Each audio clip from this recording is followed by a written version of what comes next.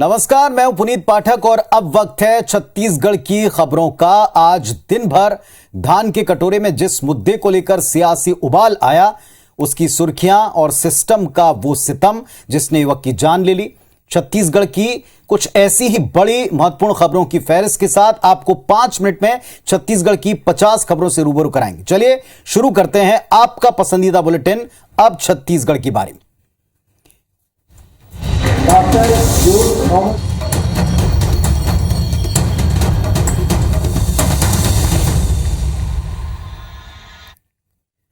तो साहब, रायपुर के राजीव भवन में प्रदेश कांग्रेस कार्यकारिणी और जिला अध्यक्षों की बैठक आज हुई और इस बैठक में पार्टी के आगामी कार्ययोजना पर बातचीत हुई। आज राजधानी रायपुर में कांग्रेस की अहम बैठक हुई। बैठक में कांग्रेस पार्टी की आगामी कार्ययोजना को लेकर चर्चा हुई।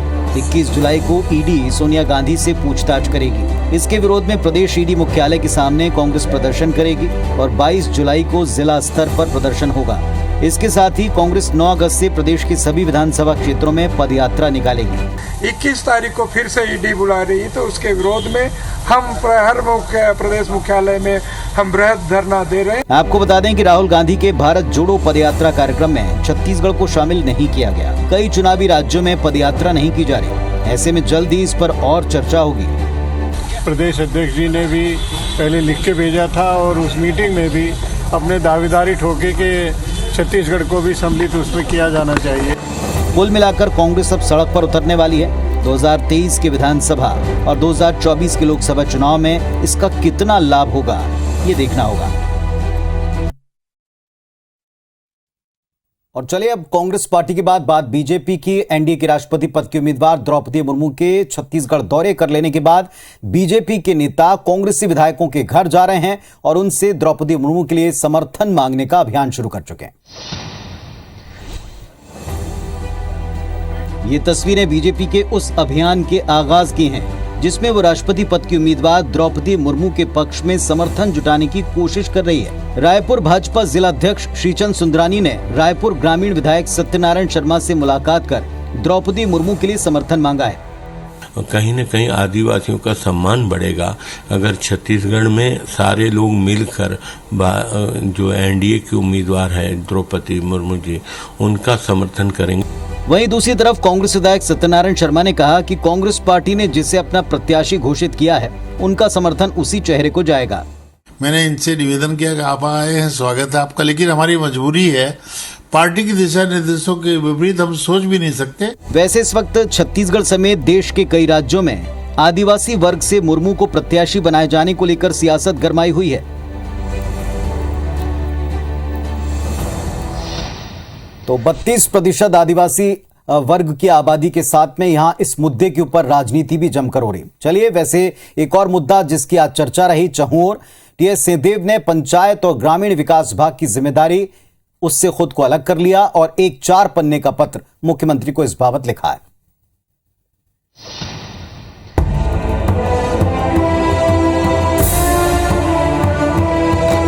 छत्तीसगढ़ के सीएम भूपेश बघेल को लिखे मंत्री टीएस सिंहदेव का ये वो पत्र है जिसके जरिए उन्होंने पंचायत विभाग की जिम्मेदारी छोड़ने का ऐलान किया है।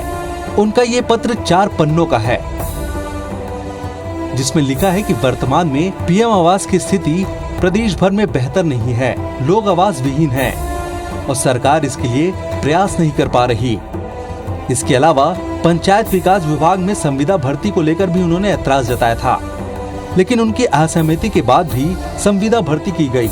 मंत्री टीएस सिंहदेव ने यह भी लिखा है कि विभाग में कार्य योजना और कार्यों के क्रियान्वयन की जिम्मेदारी मंत्री की होती है, लेकिन मुख्यमंत्री ने कमेटी बनाकर इसकी पूरी जवाबदारी सचिव और उनकी टीम को सौंप दी है, जिससे प्रोटोकॉल का उल्लंघन भी हो रहा है। उनके इस पत्र को लेकर कई तरह की चर्चाएं हो रही है।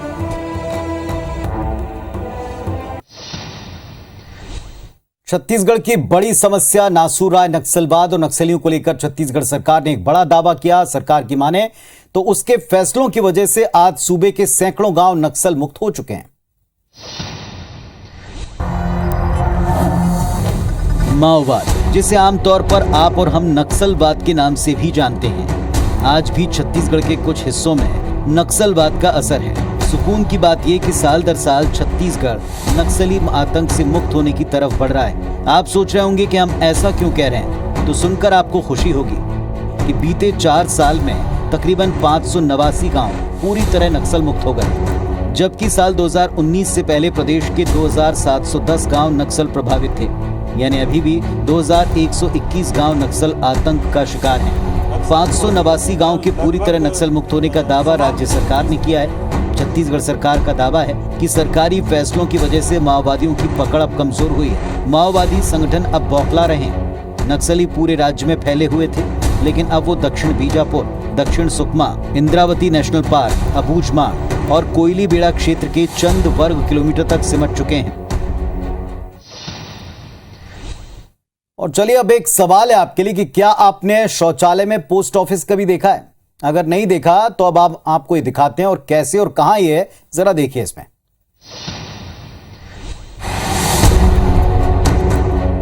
बाहर से किसी दफ्तर सा दिख रहा ये भवन हकीकत में सरगुजा की सखौली ग्राम पंचायत का सामुदायिक शौचालय है, जिसे अब पोस्ट ऑफिस में तब्दील कर दिया है। ये सामुदायिक शौचालय सरगुजा मुख्यालय से तकरीबन 10 किलोमीटर दूर है। इलाके में हाट बाजार होने के कारण लोगों की सहूलियत के लिए यहाँ सार्वजनिक शौचालय का निर्माण किया था, लेकिन आसपास पोस्ट ऑफिस दफ्तर न होने के कारण आखिरकार शौचालय को पोस्ट ऑफिस में तब्दील कर दिया। ये सार्वजनिक शौचालय है, इसमें अभी पोस्ट ऑफिस संचालित किया जा रहा है। हैरानी की बात है कि संभागीय पोस्ट मास्टर साहब को इसकी कोई जानकारी नहीं। शाखा डाकपाल को जिस दिन गया था उस दिन मैंने निर्देशित किया था कि थोड़ा सेफ्टी पर्पस से ये खुला हुआ है, 2 कमरे का रूम तो ठीक नहीं है, आप इसको किसी एक जगह ऐसा कमरे में रखें जो सेपरेट रहे, अलग रहे। वैसे जिसे भी पता चला कि इसे शौचालय से पोस्ट ऑफिस में तब्दील किया गया है, वो देख सुनकर हैरत में पड़ गया है।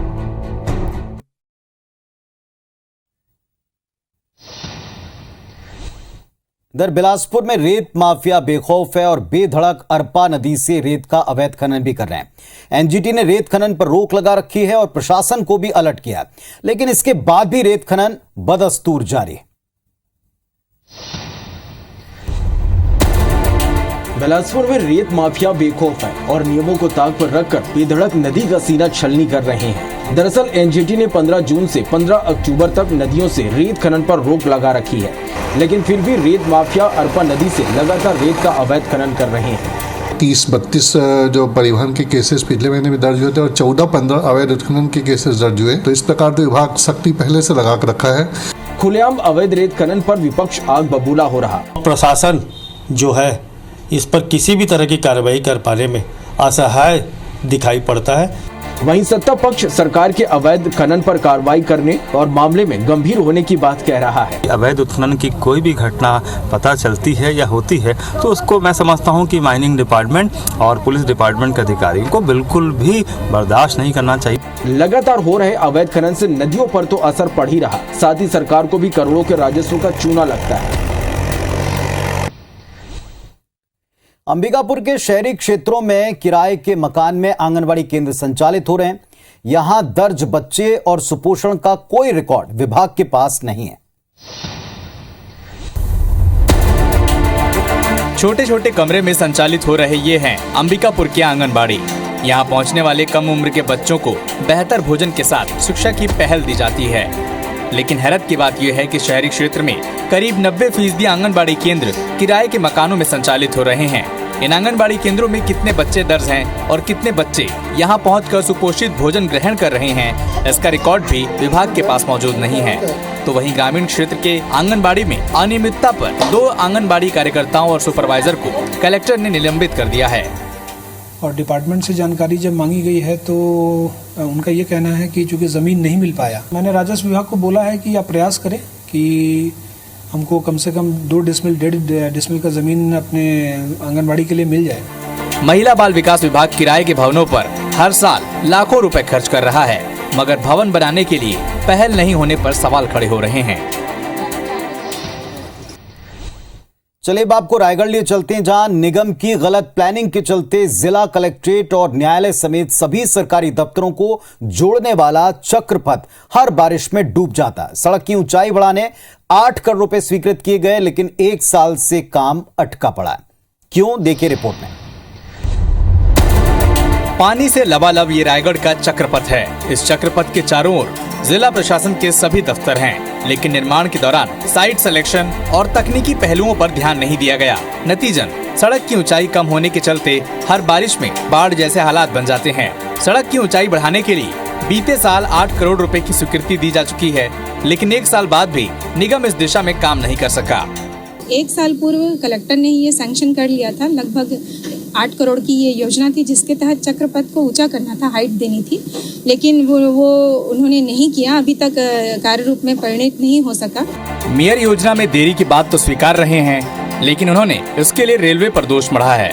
इसमें जो रेलवे का आ रहा है उसी में थोड़ा से परेशानी हो रही है, इसके लिए भी हमने लगातार चर्चा कर रहे हैं। देखने वाली बात ये होगी कि रेलवे से रोड निर्माण के लिए कब स्वीकृति मिलती है और कब लोगों को भारी परेशानी से मुक्ति मिलती है। इधर राजनांदगांव में सिस्टम के सितम ने आज एक युवा की जान ले ली। गांव के नाले पर पुल नहीं था और लेट लतीफी के चलते एम्बुलेंस वक्त पर पहुंच ना पाई। ये तस्वीर राजनांदगांव के छुरिया ब्लॉक के किड़काड़ी टोला की है, जहां बीमार युवक को हाथों से उठाकर ग्रामीण नाला पार करा रहे हैं। दरअसल 17 साल के रोशन की तबीयत शुक्रवार को बिगड़ी। पीड़ित के परिजनों की सूचना पर एम्बुलेंस गांव के बाहर नाले के नजदीक आकर रुक गई, क्योंकि नाले पर पुल नहीं था और पानी का बहाव भी काफी तेज था। घर से बीमार युवक को परिजन बाइक पर बैठाकर नाले तक ले गए और फिर बीमार शख्स को हाथों में उठाकर नाले को पार कराया। मरीज को पहले छुरिया सरकारी अस्पताल लेकर जाया गया, जहां से डॉक्टर्स ने उसे राजनांदगांव के लिए रेफर किया, लेकिन पीड़ित ने रास्ते में ही दम तोड़ दिया। लाइन निकला तो एम्बुलेंस 1 घंटा में तो लेट हो गई। लेका सूर्या लेकिन सूर्या से नाथगांव रिफर करीस तो तुमड़ी बोट के पास दम तोड़ दी। ग्रामीण कई सालों से नाले पर पुल की मांग कर रहे हैं, लेकिन सिस्टम की लापरवाही देखिए कि अब तक एक अदद पुल का निर्माण भी न हो सका। अगर पुल होता तो युवक की जान बचाई जा सकती थी। तो लापरवाही एक जगह नहीं है, कई जगह है। भिलाई नगर निगम की लापरवाही से एक 7 साल के बच्चे की जान चली गई। देखिए खबर।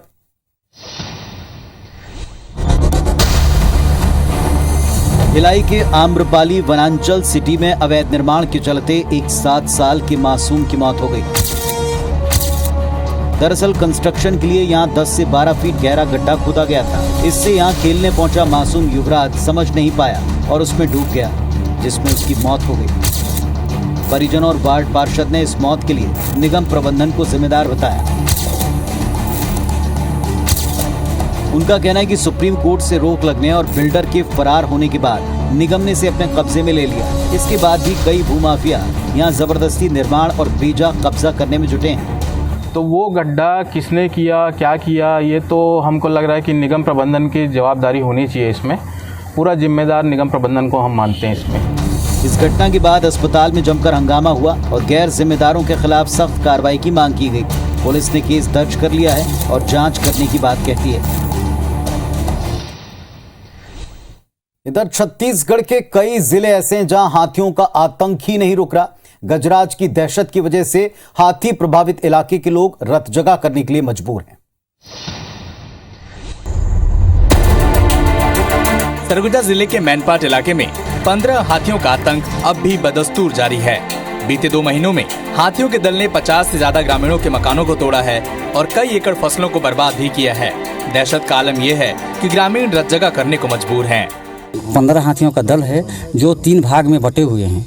कुछ हाथी बरवाली के तरफ हैं, 2 हाथी का दल, और कुछ हाथी रानी पहाड़ में हैं और कुछ करई झरिया और एक भंटहिया दारा है।